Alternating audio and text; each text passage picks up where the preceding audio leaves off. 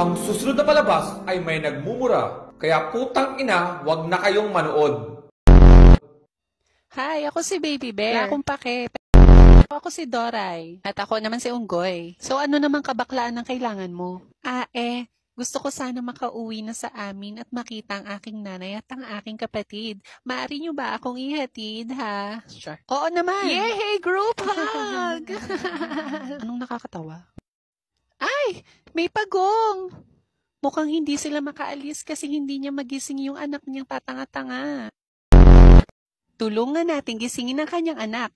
Isigaw natin na malakas. Gising pagong! Di ba sabi ko laksan nyo, isa patang ina nyo, gising pagong! Ayan, nagising na ang putat. Tara na. Napakasarap talagang tumulong, lalo na sa mga nangangailangan, di ba? Oo nga. O bakit may pag-ikot, be? Yay! Saan kaya ang daan papunta sa bahay ng lintik na baby bear na ito? Pag pinili mo ang pula, ibig sabihin tanga ka. O sa asul? Saan kaya? Toot!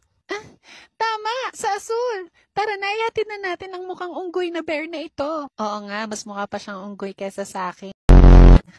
Ganon. Tara na. Mama! Mama! Andito na ako! Anak! Napabuka ka na ako eh. Saan ba ikaw galing? Ma, nagdala ako ng kakainin natin mamaya sa dinner, oh.